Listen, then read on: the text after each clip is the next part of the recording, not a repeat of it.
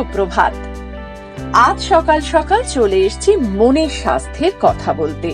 রোজ তো সুস্বাস্থ্য অনুষ্ঠানে আমরা শুধুমাত্র স্বাস্থ্যের কথা বলি, আজ বলবো মনের স্বাস্থ্য। অনেকেই আমরা সন্তান নিয়ে ভীষণ ভাবে চিন্তায় রয়েছি। সন্তান একেবারেই কথা শুনছে না। তাই যদি আপনার সন্তান আপনার কথা শোনে, তাহলে আপনারও স্বাস্থ্য ভালো থাকবে আপনার সন্তানেরও স্বাস্থ্য। আর এই নিয়েই আজকের আমাদের প্রতিবেদন। সন্তান কোনো মতেই কথা শুনছে না, অবাধ্য হয়ে উঠছে। কয়েকটি ছোট্ট ব্যাপার মাথায় রেখে চলুন, দেখবেন জীবন হয়ে উঠবে অত্যন্ত সহজ। তাদের সঠিক অভ্যাস শেখানো থেকে শুরু করে জীবনে শৃঙ্খলার গুরুত্ব বোঝানো, সেই দিকটিও অভিভাবকদের দেখতে হয়। তাদের সঠিক অভ্যাস শেখাতে হয়।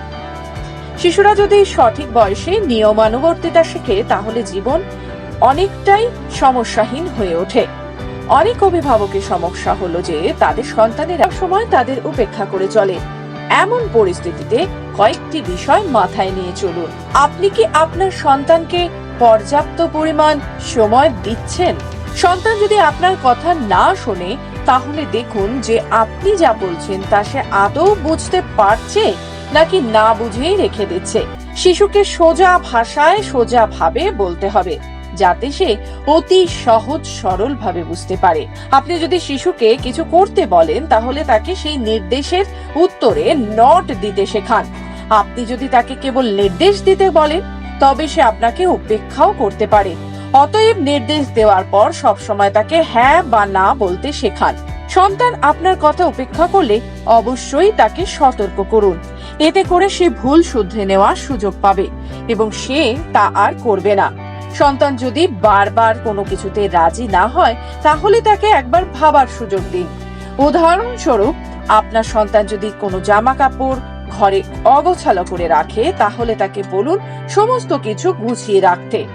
এর মধ্যে দিয়ে সন্তানের মধ্যে আপনার কথা শোনা তো হবেই, সাথে সাথে দায়িত্ববোধও তৈরি হবে। শিশুকে দোষারোপ না করে তাকে কথা বলা, ইতিবাচক আলোচনার জন্য বোঝানো ভালো। তাতে সে নিজের অসুবিধার কথা খুলে বলতে পারবে।